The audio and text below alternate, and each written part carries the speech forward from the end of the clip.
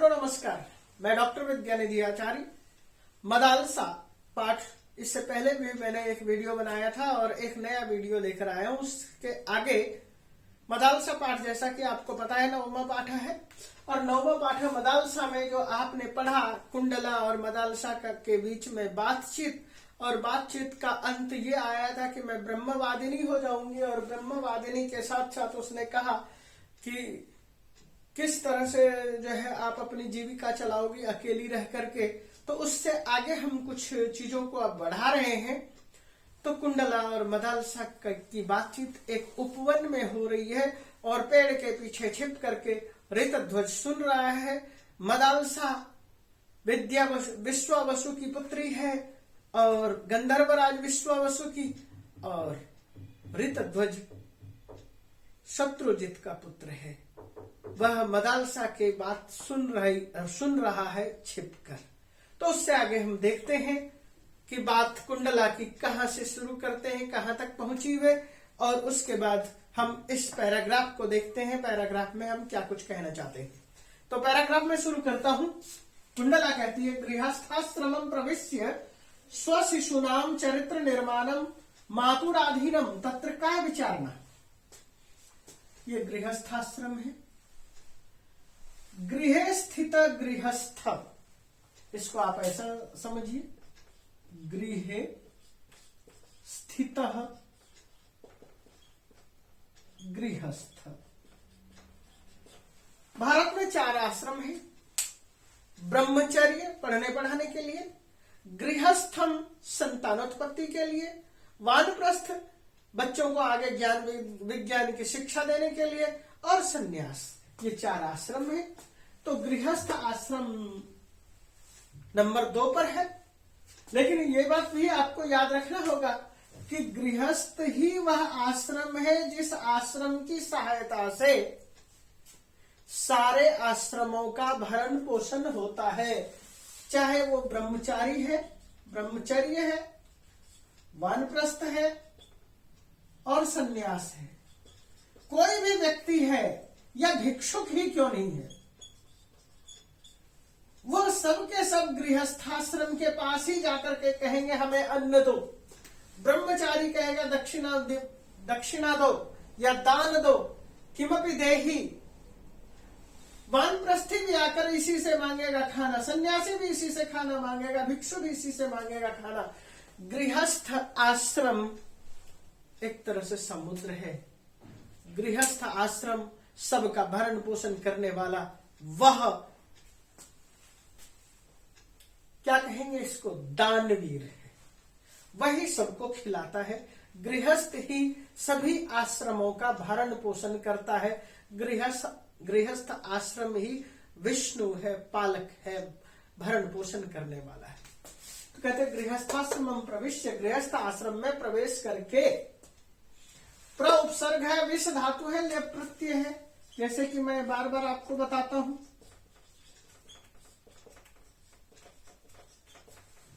प्रवेश्य शब्द है, यहां पर ध्यान दीजिए। हम कल जो पढ़ा रहे थे प्रवेश्य पढ़ा रहे थे। स्व अपने शिशु नाम, शिशु का, शिशु मतलब बच्चा, बच्चों का, चरित्र निर्माणम, चरित्र का निर्माण, चरित्रस्य निर्माणम, चरित्र निर्माण, चरित्र कैरेक्टर का निर्माण। आप बच्चे को क्या बनाना चाहते हैं, उस चीज का निर्माण।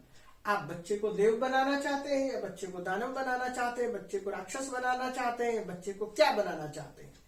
बच्चे को यदि आप एकांगी विकास करना चाहेंगे तो उसके सामने केवल जो मांगता चलता है देते रहो, उसका शारीरिक या मानसिक या किसी भी तरह का विकास पूरी तरह से संभव नहीं हो पाता है।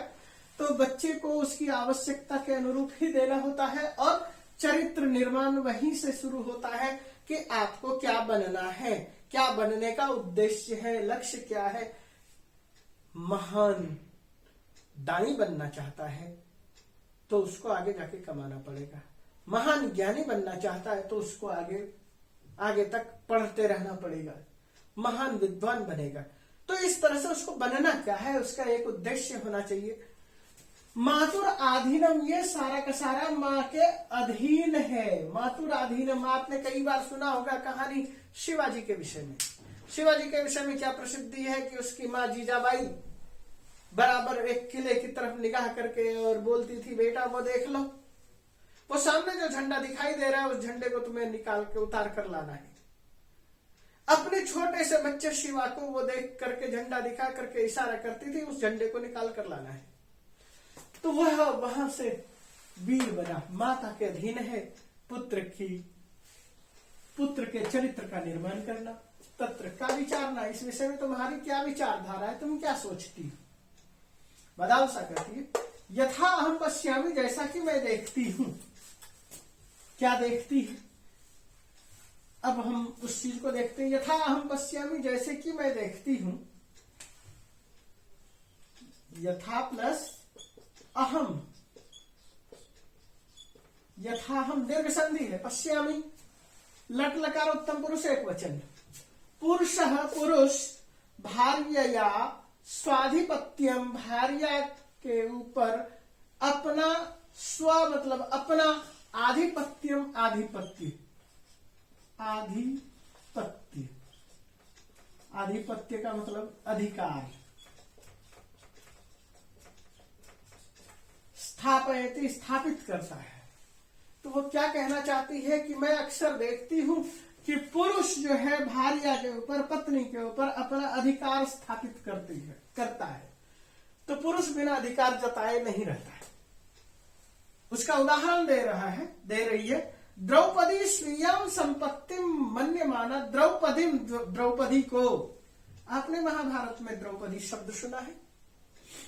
उसको स्वीयम संपत्ति मन्यमाना, अपनी संपत्ति मानते हुए युधिष्ठिर ने ताम, उसे यानी द्रौपदी को द्यूते हारितवान, द्यूत में हार गया। हारितवान या तवत प्रत्यय, तवतु ह्री धातु तवतु, हारितवान ह्री प्लस णिच प्लस तवतु। यथा सा निर्जीवम वस्तु आसीत, वह ऐसे आसानी से उसने कभी ये नहीं सोचा कि ये पुरुष है, महिला है और मैं पुरुष हूं, हम दोनों में समानता है, एक ही है हम। उसने कभी इस तरह का विचार नहीं किया, बल्कि उसने ये समझा कि द्रौपदी उसकी संपत्ति है, प्रॉपर्टी है। इसलिए उसने, युधिष्ठिर ने द्रौपदी को जुए में हार गया। यथा सा निर्जीवम वस्तु आसीत, जैसे कि वह निर्जीव वस्तु थी। कुंडला कहती है निर्जीवम तो नास्ति, निर्जीव तो नहीं थी, नासित नहीं थी, न जोड़ आसित नासित। परम युधिष्ठिरस्य ऐसा एवं विचिंतन सरणी, युधिष्ठिर का ऐसा ही सोचने का मार्ग था। सरणी शब्द का अर्थ होता है मार्ग, हम यहाँ पर ढंग भी कह सकते हैं, पथ भी कह सकते हैं। उसके सोचने का तरीका ही ऐसा ही था, सोचने का ढंग ही यही था। इति प्रतीयत, ऐसा प्रतीत होता है। हरिश्चंद्र स्वपत्नी, अब आगे उसने एक और उदाहरण दे दिया, वह उदाहरण भी देख लीजिए।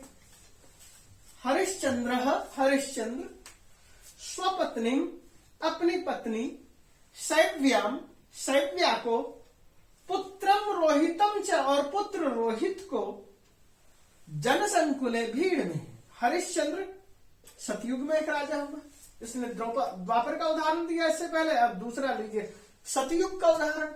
हरिश्चंद्र, राजा हरिश्चंद्र था और उसने अपनी पत्नी शैव्या को, पुत्रम रोहितम और बेटे रोहित को, जनसंकुले बाजार में, भीड़ में, आपने बाजार में, लोगों के बीच बाजार में, विकृतमान बेच दिया। यहां भी उपसर्ग है, क्री धातु है और तवतु प्रत्यय है।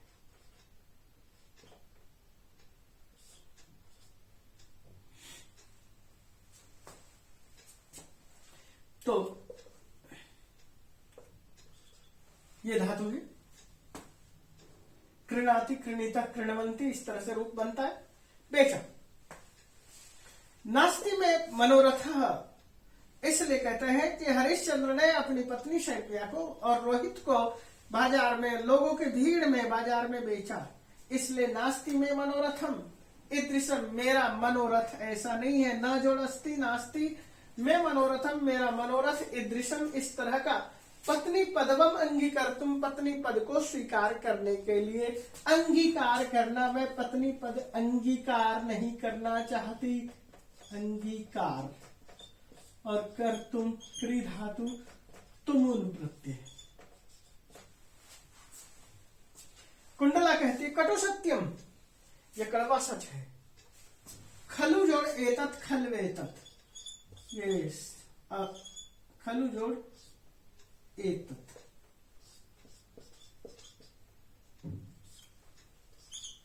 अयादि संधि जैसे सु प्लस आगत स्वागत। खलवेतत् खलु एतत्। परम सखी, लेकिन हे सखी, अस्मिन् संसारे इस संसार में विभिन्न प्रकृति का पुरुषः वसन्ति, इस संसार में विभिन्न अनेक प्रकृति का स्वभाव वाला, प्रकृति का शब्द का अर्थ है प्रकृति का स्वभाव वाला। हम अक्सर ऐसे बोलते हैं भिन्न प्रकृति ही लोकः, ये दुनिया ही अलग अलग प्रकृति का है। जब हम आपस में विचार करते हैं, बातचीत करते हैं, तो ये भी बताते हैं मुंडे मुंडे मतिर्भिन्ना, जितने भी मुंड हैं सबके भिन्न भिन्न स्वभाव है, भिन्न भिन्न विचार है। मुंडे मुंडे जितने मुंड है उतने विचार होंगे। पुरुषा वसंती, पुरुष बसते हैं। स्व प्रकृत्यानुकूल वरह अपि प्राप्यते, और अपनी प्रकृति के स्वभाव के अनुकूल के अनुसार वरह अपि प्राप्यते, वर भी प्राप्त करता है। त्वम तो, और तुम तो नव नया उन्मेष, उन्मेष से भरे हुआ शालिन्य, शालिनी हो। तुम तो नए नए विचारों की प्रदात्री की तरह से हो। प्रतिभया, प्रतिभा से विहित भर करके युक्त, नूतन प्रयोग, नए नए प्रयोग से अस्मान सर्वान विस्मयसी, हम सबको विस्मित करती हो। यहां क्या कहना चाहते हैं? तुम्हारे पास नए नए प्रयोग हैं, और इतने ज्यादा नए प्रयोग हैं कि उन नए नए प्रयोगों से हमारे एक होता है उन्मेष।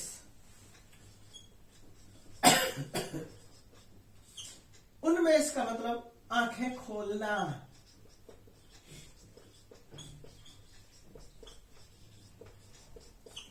इसका अपोजिट होता है निमेष, आंखें बंद करना। तो उन्मेष करते, नव नव उन्मेषों से, नए नए तरीकों से हमारी आंख उन्मेष शालिनी प्रतिभा से, नए नए चकाचौंध कर देने वाली प्रतिभा के द्वारा, नूतन प्रयोग और नए नए प्रयोगों से अस्मान सर्वान, हम सबको विस्मयसी, आश्चर्यचकित करती हो।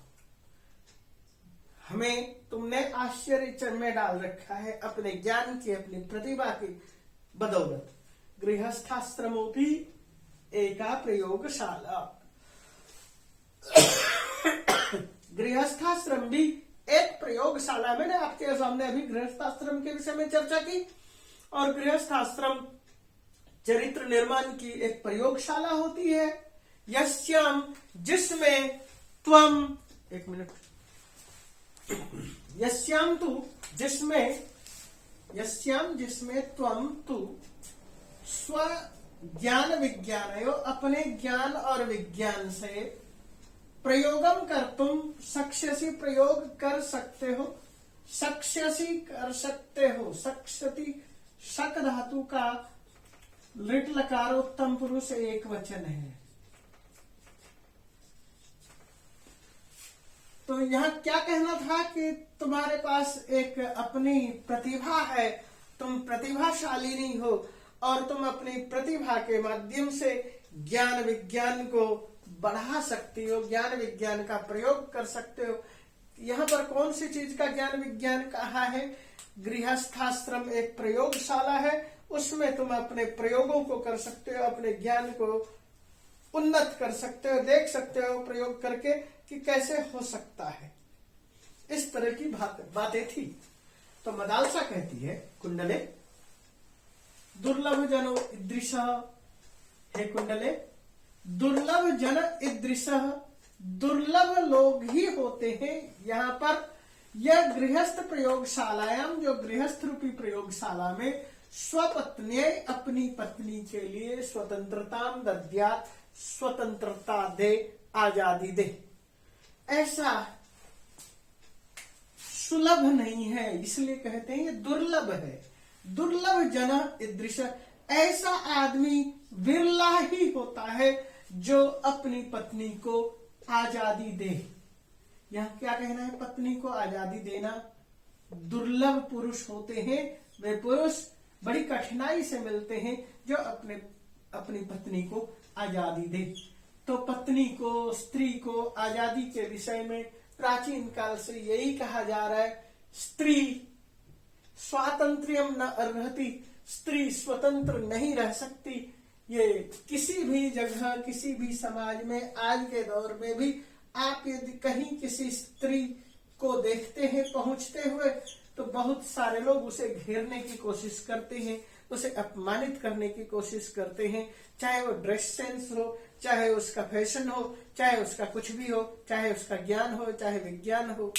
जो महिला यहाँ से अमेरिका तक चली जाती है पढ़ने के लिए और अमेरिका से लौटती है छुट्टी मनाने के लिए कुछ दिन, और उसके बाद वह अपने दोस्त भाई के साथ यदि बाजार जाती है और बाजार से लौटते हुए अपने घर जा रही होती है, उसको भी लोग यहाँ गोली मार देते हैं।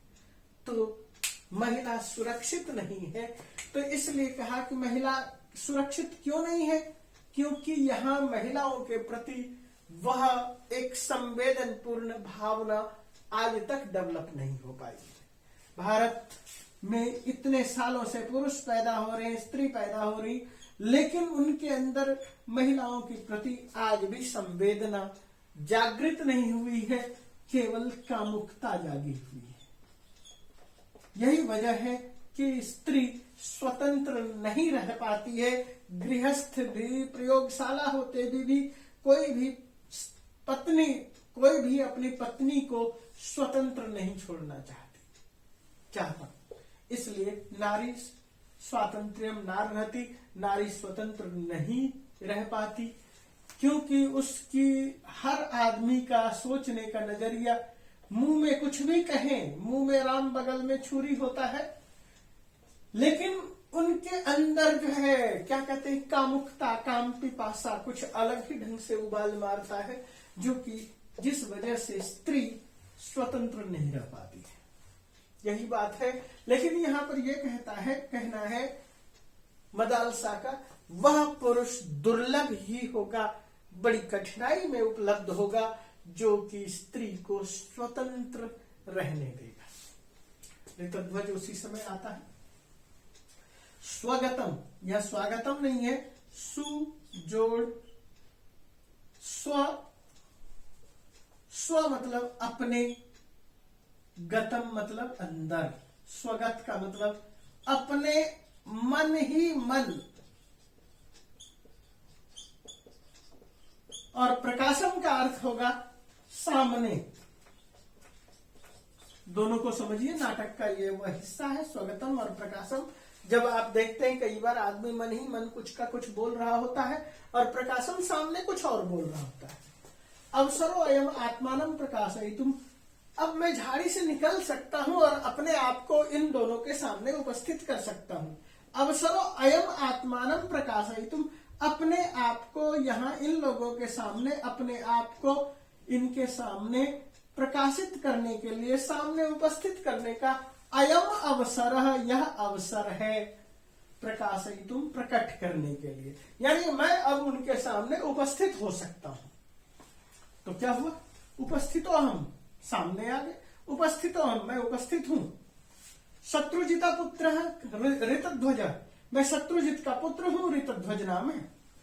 आज्ञा चेत, यदि आज्ञा हो, अहम अपनी अस्याम परिचर्चायाम, मैं भी इस परिचर्चा में, बातचीत में, वार्तालाप में सम्मिलितो भवेयम, सम्मिलित हो जाऊं। भवेत भवेतम भवेयु भवे भवेतम भवेत भवेयम भवेव भवेम, ये विधिलिंग का रूप है। तो मैं भी इसमें सम्मिलित होना चाहता हूं, सम, मिल और तप, इतच प्रत्यय। कुंडला कहती स्वागतम अतिथये, अतिथि का स्वागत है। स्वागत का मतलब सुजोड़ आगतम स्वागतम, अब यहां आप लीजिए, अतिथि का स्वागत है। अपि श्रुता भवत भी, क्या आपने सुना? मम सखी विचारा, मेरी सखी का विचार, क्या मेरी सखी के विचार आपने सुन लिए? ऋतध्वज कहता आम, हाँ। अतः एव प्रष्टुम उत्सहे, इसलिए मैं यहां पूछना चाहता हूं। अहम उत्सहे, उत्सहते उत्सहेते उत्सहन्ते उत्सहसे उत्सहेथे उत्सहद्वे उत्सहे उत्साहवहे उत्साहमहे, ये लट लकार उत्तम पुरुष एक वचन। प्रष्टुम पूछना चाहता हूं, प्रष्टुम जोड़ उत्सहे, प्रष्टुम उत्सहे, ये चीजें हैं। पृच्छ धातु और तुमुन प्रत्यय।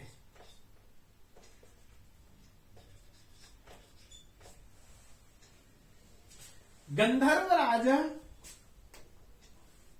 ये इसका था हिस्सा। गंधर्वराज विश्वावसु महाभागा, किम गंधर्वराज विश्वावसु महाभागा, गंधर्वराज विश्वावसु महाभाग यानी महाराज, बहुवचन किया सम्मान के लिए। अपि भी स्वपत्नी, अपनी पत्नी को, युधिष्ठिर एवं युधिष्ठिर के समान, हारितवंता, हार गए हैं। हारितवान, हारितवंतो, हारितवंत प्रत्यय का बहुवचन है। हरिश्चंद्र एवं हरिश्चंद्र के तरह विकृतवंत, बेच दिया है। हारितवंत विकृतवंत, बलवान बलवंतो बलवंत, धीमान धीमंतो धीमंत, बुद्धिमान बुद्धिमंतो बुद्धिमंत, हारितवान हारितवंतो हारितवंत, विकृतवान विकृतवंतो विकृतवंत। क्या हरिश्चंद्र की तरह और युधिष्ठिर की तरह विश्वावसु में भी अपनी पत्नी के साथ किया? ये कहने का मतलब है। कुंडला कहती है मदाल से तुष्णिम किमर्थम तिष्ठसि, चुप क्यों हो?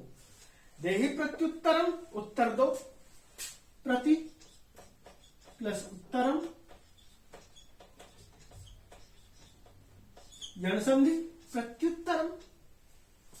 ऋतध्वज कहता है एकस्य अपराधेन, एक के अपराध के, एकस्य पुरुषस्य अपराधेन, एक पुरुष के अपराध से, सर्वा जाति दंड्या, सारी जाति को दंड दिया जा रहा है। इति विचित्रो न्याय तब सख्या, तुम्हारी सखी का जो यह न्याय करने का तरीका है बड़ा विचित्र है। क्या एक आदमी ने एक गलती कर दी तो क्या पूरी मनुष्य जाति को बदनाम कर दोगे? ये तुम्हारी सखी की सोच गलत है। बादालसा कहती अत्र भवन्तः, क्या आप नारी स्वाधीनता अधिकृत्य किम कथयन्ति, नारी की स्वाधीनता के विषय में क्या कहना चाहते हैं? नारी को आजादी मिले इस विषय में आपकी क्या राय है? तो हम इस राय को आगे देखेंगे। इससे पहले हम एक पदेन, एक शब्देन उत्तरता, इस चीज को देखते हैं, तो उसको थोड़ा ध्यान देना। तो यह देखिए, एक पदेन उत्तरता, एक पद में उत्तर है। कस्याधीनम चरित्र निर्माणम, किसके अधीन चरित्र का निर्माण होता है? मातुराधीनम, मां के अधीन होता है। पुरुषा भार्यायाम किम स्थापयति, पुरुष भार्या के ऊपर क्या स्थापित करता है?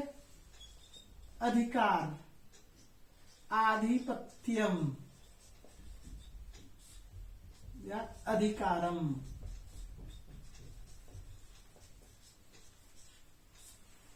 युधिष्ठिर द्यूते काम हारितवान, युधिष्ठिर द्यूते द्रौपदीम। हरिश्चंद्र काम हारितवान, हरिश्चंद्र विकृतवान। हरिश्चंद्र ने क्या क्या बेचा? शैव्याम रोहितम च, शैव्या उसकी पत्नी थी, रोहित उसका पुत्र था। रोहितम जनसंकुल, आपने कहा विकृतवान, रोहित को बाजार में किसने बेचा? हरिश्चंद्र।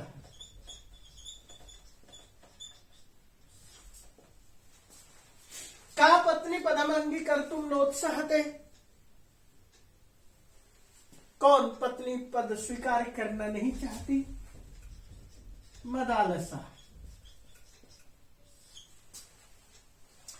विभिन्न प्रकृति का के भवंती, अलग अलग स्वभाव के कौन होते हैं? पुरुषाः।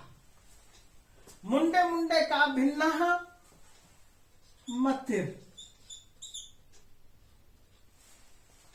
गृहस्थाश्रम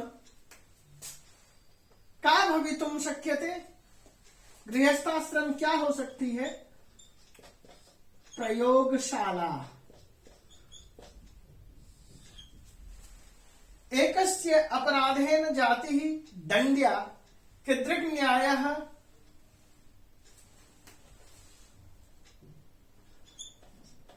अन्यायः। कः परिचर्चायां सम्मिलितो भवति। यह एक के अपराध से जाति को अपराध देना क्या न्याय संगत है? अन्याय है। कौन परिचर्चा में भाग लेना चाहता है? ऋतध्वज।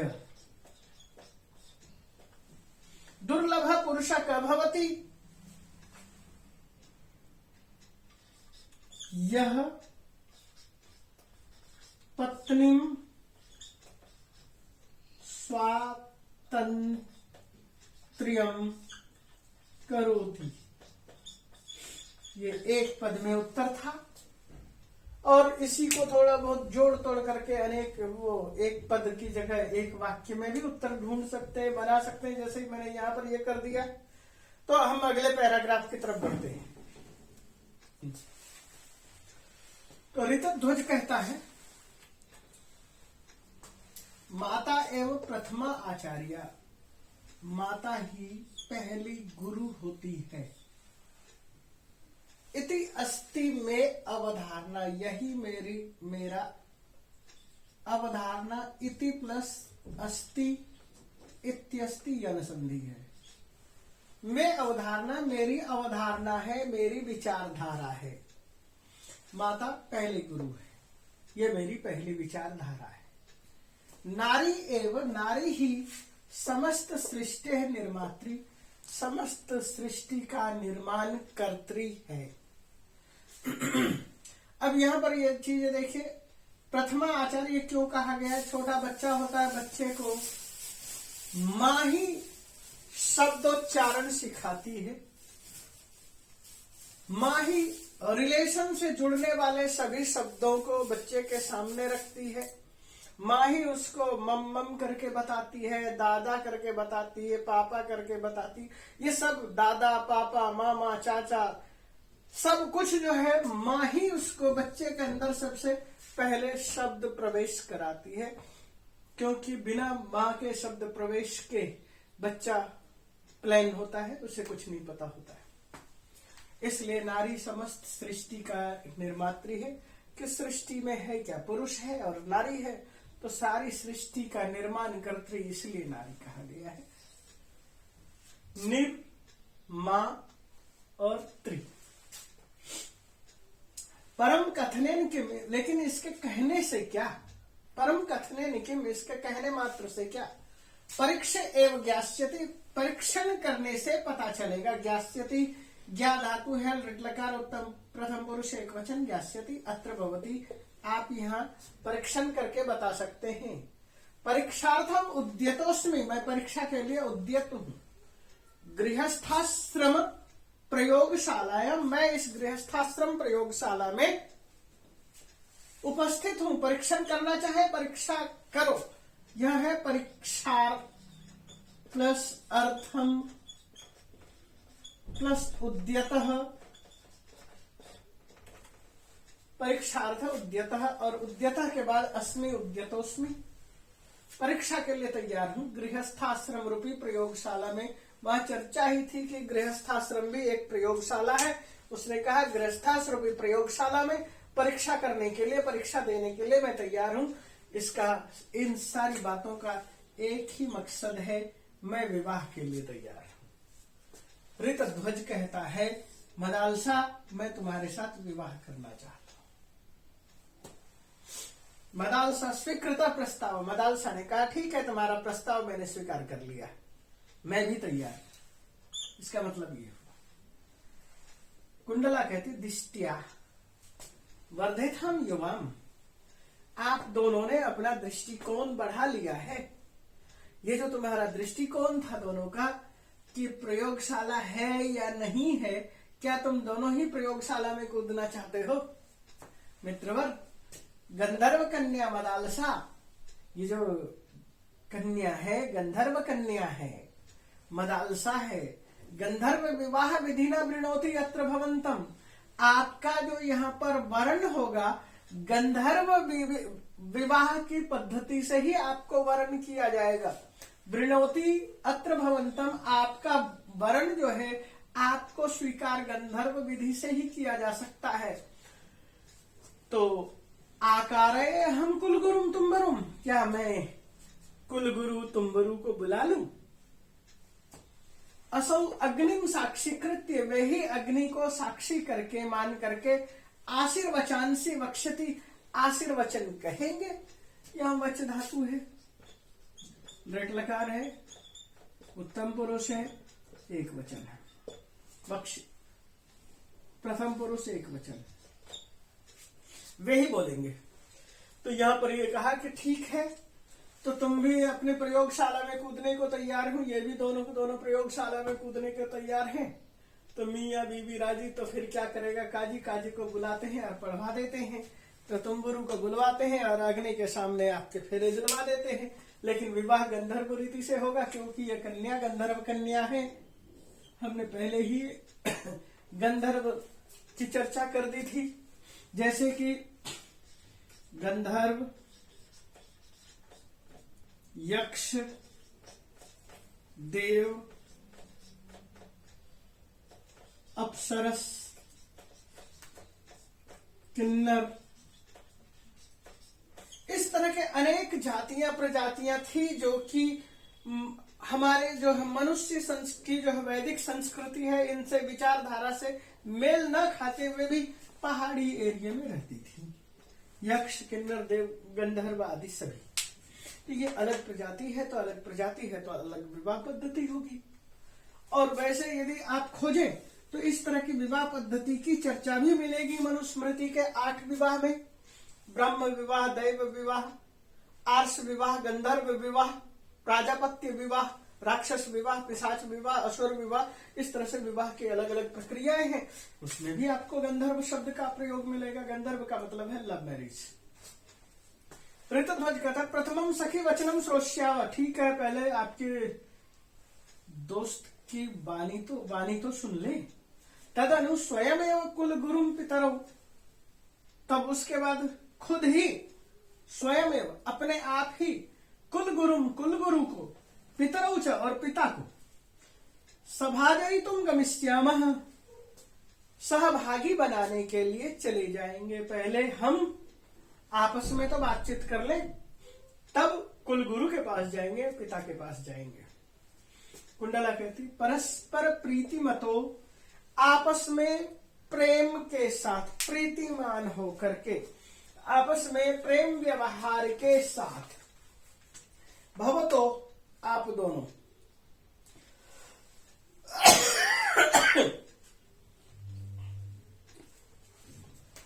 उपदेशस्य नास्ति कोपि अवकाश, यहाँ आप दोनों को अब उपदेश की कोई आवश्यकता नहीं है, जरूरत नहीं है। तदपि सखी स्नेह माम भाषयति, तदापि फिर भी, तदा जोड़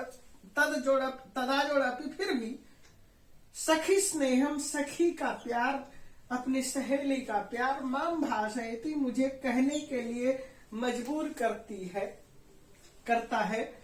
भर्त्रा सदैव भार्या भर्तव्या रक्षितव्या च, भर्ता का काम है, पति का काम है। सदैव हमेशा, सदा जोड़ एव, सदैव भार्या पत्नी का, भर्तव्या भरण पोषण करना पड़ेगा, रक्षितव्या च और रक्षा करनी पड़ेगी। ये मैं फिर भी अपनी सहेली की तरफ से कहना चाहूंगी। इसका 1 मिनट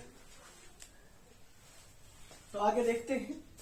हमने इससे पहले क्या कहा कि भर्ता, भार्या, भर्ता मतलब पति, भार्या मतलब पति पत्नी। रक्षितव्य, भर्ता का कर्तव्य क्या है? भार्या की भर्तव्या रक्षितव्या चेति, भरण पोषण करे और रक्षण करे। क्यों? यतो ही, क्योंकि धर्मार्थ काम सिद्धे, धर्म अर्थ काम, ये 3 वर्ग है। धर्म अर्थ काम, हम ये कहते हैं। तो एक चौथा और है मोक्ष। मैं इस पाठ के बाद में मोक्ष की चर्चा शुरू करूंगा। यहीं पर जो मदालसा के विषय में प्रचलित पंक्ति है, धर्म एक वर्ग है, दूसरा वर्ग है, तीसरा वर्ग है।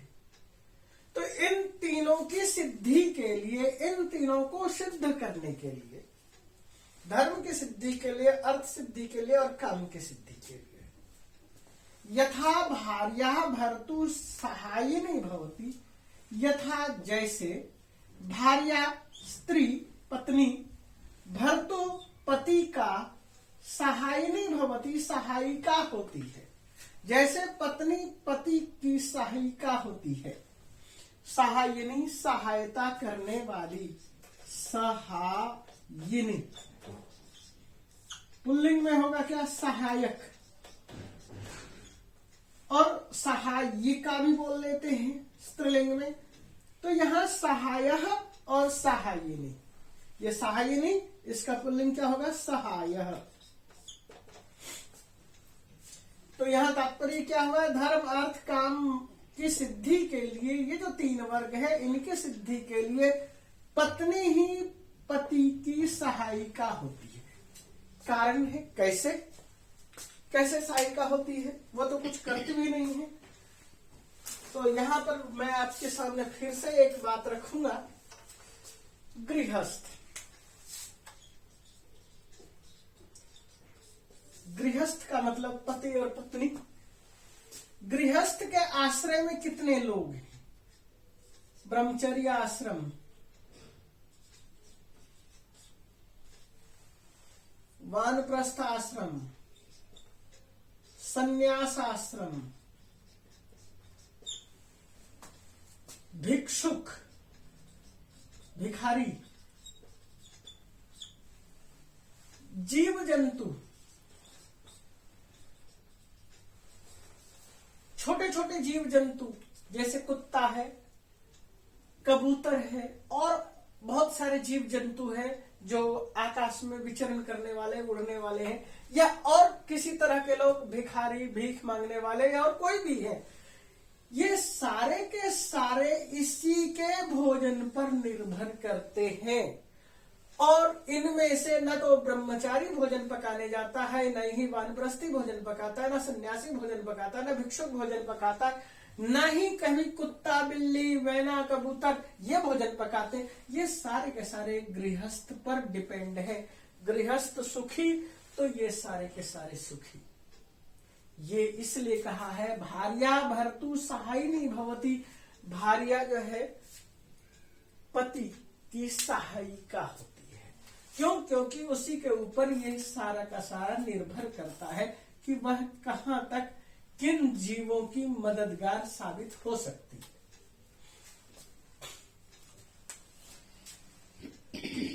तो कोई न अन्य, इसके अतिरिक्त कोई और नहीं। तो यहां पर क्या शब्द एक छूट गया है, अभी मैंने मिटा दिया। तो वो शब्द लिखा था परस्परम अनुव्रतो, परस्परम आपस में, अनुव्रतः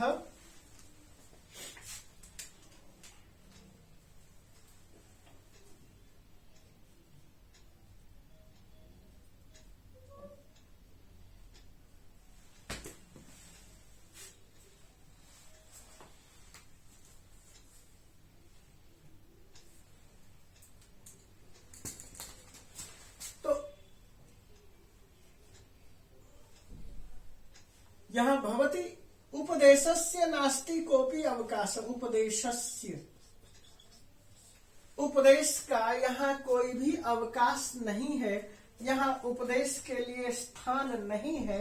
ये बात आई कि ये जो चीजें कह दी गई है, तथा न कोपी उपदेशस्य अवकाश, इसके आगे यहाँ पर कोई भी उपदेश का अवकाश स्थान नहीं बचता है। तो क्या करें? परस्परम, आपस में पति पत्नी, अनुव्रतौ, दोनों व्रत धारण करते हुए, दोनों एक व्रती होते हुए, पति पत्नियों, पति च पत्नी च तौ पत्नी पति पत्नियों, यह द्वंद्व समास है। और दो यहां पर प्रयोग किया द्विवचन। त्रिवर्गम साधयतः, तीन वर्ग को साधन करते हुए, तीन वर्गों को सिद्ध करते हुए, धर्म वर्ग, अर्थ वर्ग, काम वर्ग, धर्म अर्थ काम, इन तीन वर्गों को सिद्ध करते हुए प्रभूतम धनम अर्जयित्वा, बहुत अधिक धन अर्जित करके, गृहमानयति, पुरुषः पुरुष यदि प्रभूतम धनम अर्जयित्वा, बहुत अधिक धन अर्जित करके लाता है, तत्खलु, और यदि वहां पर पत्नी का अभाव है, अर्जयित्वा में अर्जन करना है, त्वा प्रत्यय है। यदि प्रभूत धन निकट बहुत अधिक मात्रा में धन कमाकर तो ले आता है, लेकिन गृहमानयति लाता, तत्खलु कुपात्रेषु दीयमानम क्षयमेति, और वहां पर पत्नी अभावे, पत्नी के अभाव में, यदि वहां पर सही पत्नी नहीं है, पत्नी के अभाव में क्या होता है? कुपात्रेषु, बुरे लोगों के पास, दीयमानम धनम क्षयमेति, दिया जाने वाला धन क्षय को प्राप्त करता है। तात्पर्य क्या है कि आप जब भी देते हैं, आपको पता करना होगा कि आप किसको दे रहे हैं। आपका धन कहीं गलत आदमी के पास तो नहीं जा रहा है। इसलिए यदि कुपात्र के पास धन जाता है तो वह धन नष्ट होता है, उस धन का कोई सदुपयोग नहीं होता, उस धन का कोई प्रभाव नहीं होता। इसलिए कहा गया है कि अर्जयित्वा, यदि पत्नी अभावे, कुपात्रेषु, पत्नी के अभाव में कुपात्र में जाता है। ऋतुध्वज कहता है, तो यह तात्पर्य यह है कि इसलिए वो कहता है कि पत्नी आवश्यक है, क्योंकि पत्नी के अभाव में आपका धन बुरे रास्ते में चला जाता है।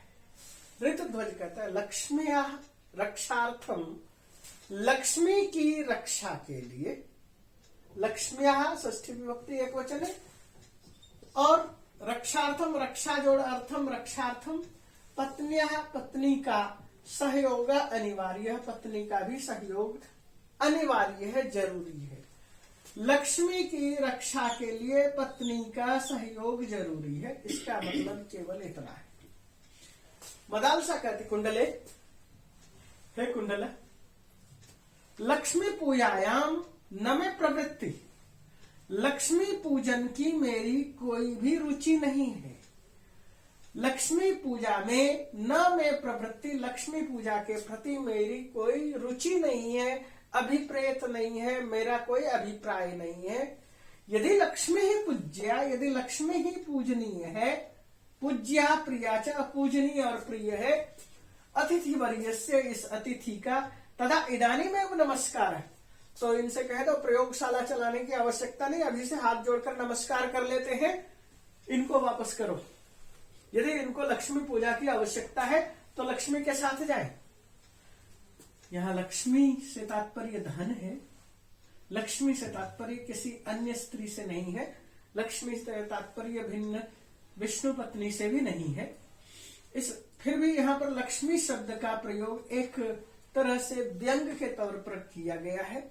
बहुत सारे लोग धन एकत्र में ही केवल लगे रहते हैं, जबकि हमने बहुत सारी चीज, धर्म अर्थ काम और बहुत सारी चीजों का निर्भरता बताया कि गृहस्थाश्रम पर है, तो वो केवल लक्ष्मी की पूजा करने वाला गृहस्थाश्रम को नहीं संभाल सकता। ऐसी स्थिति में कहा, यदि लक्ष्मी पूज्या, यदि लक्ष्मी ही पूजनीय है, यदि ही उसके नजरों में लक्ष्मी ही सब कुछ है, धन ही सब कुछ है, तो अतिथि को कहो अभी से नमस्कार।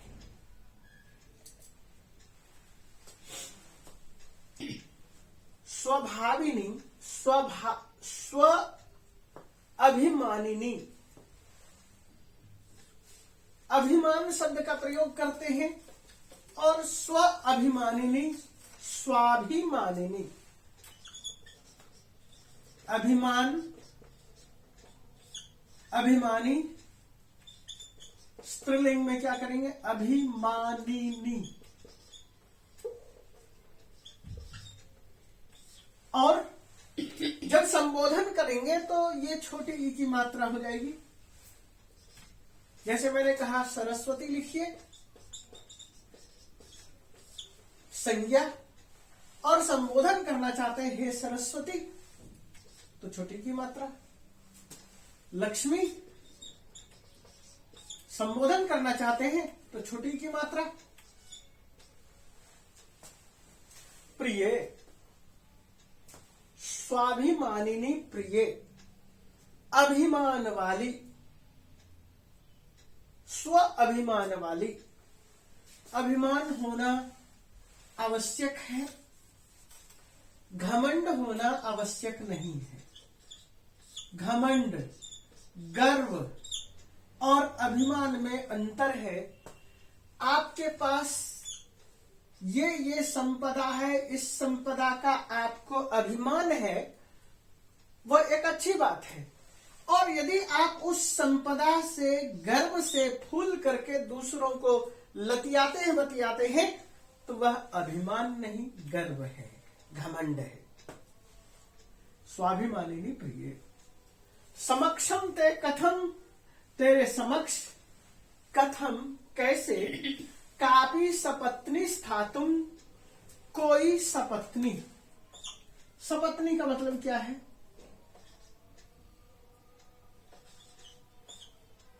सपति, इसको ऐसा बनाइए, पति के साथ अन्य स्त्री। सपत्नी से तात्पर्य है पति के साथ अन्य स्त्री, यानी कि सौत। स्थातुम शक्नोति, ठहर सकती है, इसको कहते हैं सौत हिंदी में। तुम्हारे साथ कोई भी सौत कैसे ठहर सकती है? स्थातुम शक्यते, स्था धातु है, तुमुन प्रत्यय है। तो उसने जवाब दे दिया कि सपत्नी कोई नहीं हो। लक्ष्मीस्तु तव दासी भविष्यति, ये जो लक्ष्मी है ये तुम्हारे लिए तुम्हारी दासी होगी, तुम्हारे लिए गुलाम होगी, नौकरानी होगी। नैव सपत्नी, वह सपत्नी नहीं होगी, सौत नहीं होगी। आपने सौत, सौतन, सौतिन इस तरह के शब्दों को भी पढ़ा होगा, सुना होगा, जाना होगा।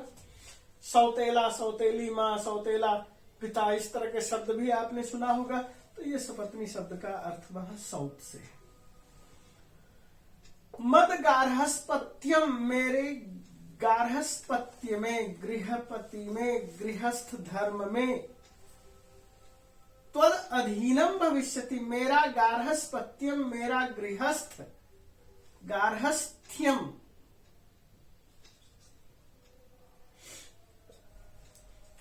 गृहस्थ का भाव, गार्हस्थ्य। तू त्वत अधीनम, त्वदधीनम, त्वत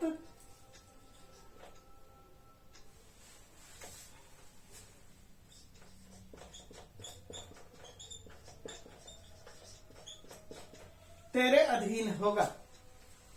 आत्मानम, अपने आप को, भावी संततिम च, अपने आप को और आने वाली अपनी संतति को भी। ज्ञान विज्ञानानुसंधात्रिया, ज्ञान और विज्ञान के अनुसंधान करने वाली के। हस्ते, हाथ में। समर्पयितुम, समर्पित करने की। इहे, सोचता हूं। तो क्या कहते हैं, तुम ज्ञान विज्ञान का अनुसंधान करने वाली हो, गृहस्थ को प्रयोगशाला बनाना चाहती हो, मैं अपने आप को और अपनी आने वाली संतति को भी तुम्हारे हाथ में सौंपता हूं। आगम्यतम, आइए, गुरुभ्य, गुरु के सामने, पितृभ्याम च, और पिता के सामने, माता पिता के सामने, समाचारम, समाचार, श्रावयावह, सुनाते हैं, हम अपने माता पिता को, आपके माता पिता को और गुरु को समाचार सुनाते हैं। तो ये जो था, इसमें जो भाव था, इस भाव को आपके सामने मैंने प्रकट किया। ये जो भाव था, या महाकवि ये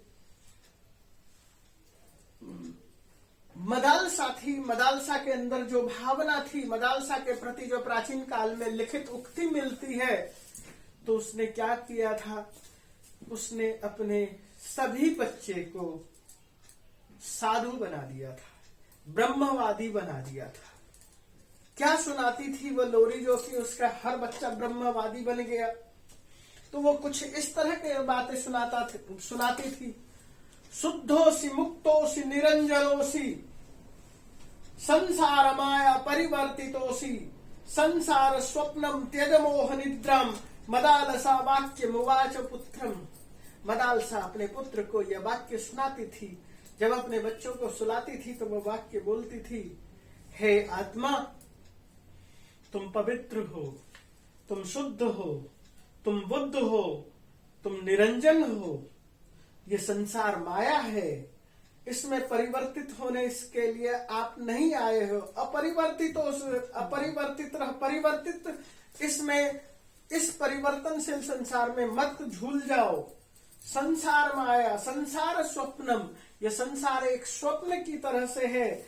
और तुम त्यज मोह निद्रम, हे आत्मा, तुम अपने मोह की निद्रा को त्यागो, संसार की तरफ से अपने मुंह को दूर करो, अपने मोह को दूर करो।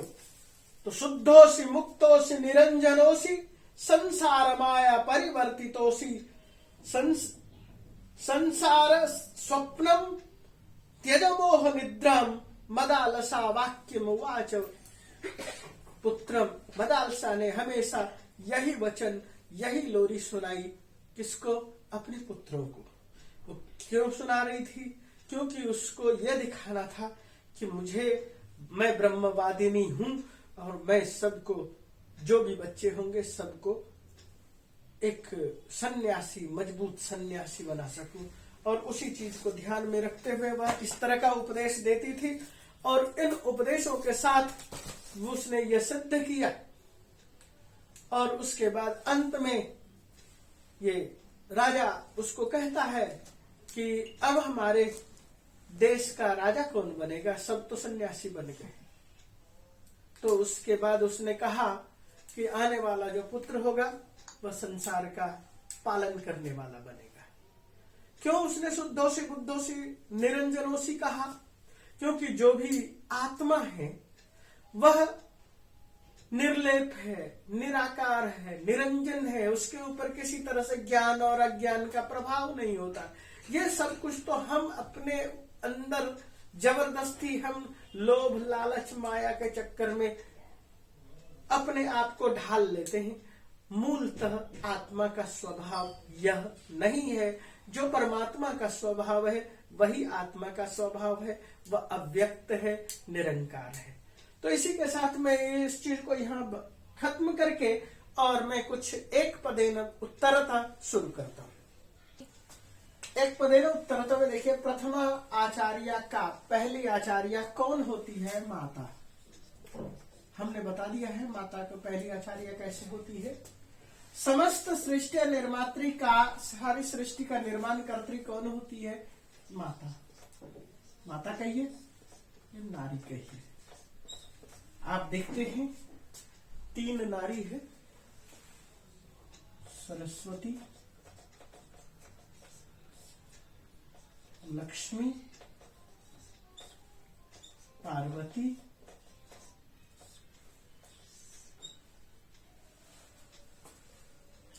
का गृहस्थाश्रम प्रयोगशालायां परीक्षार्थम उद्यतः कः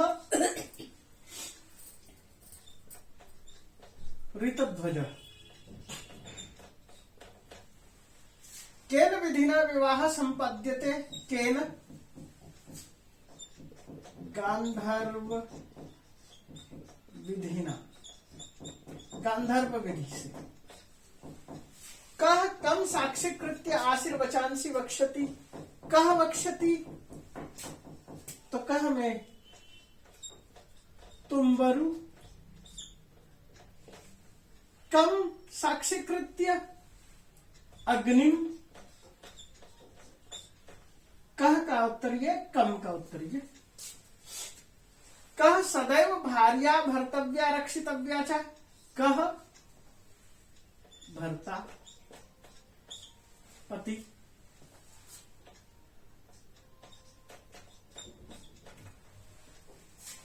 केषु दीयमानं धनं क्षयमेति? केषु किनको दिया जाने वाला धन क्षय को होता है? कुपात्रेषु। कस्य अभावे कुपात्रेषु धनम दीयते? किसके अभाव में कुपात्र को धन दिया जाता है?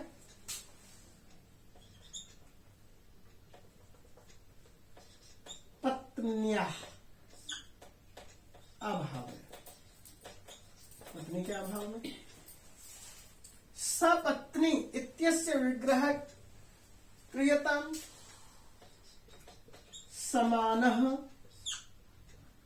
पति यस्या सा।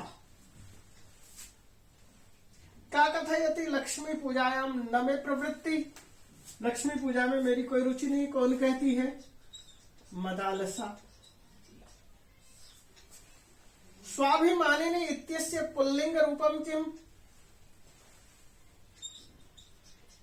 स्वाभिमानी।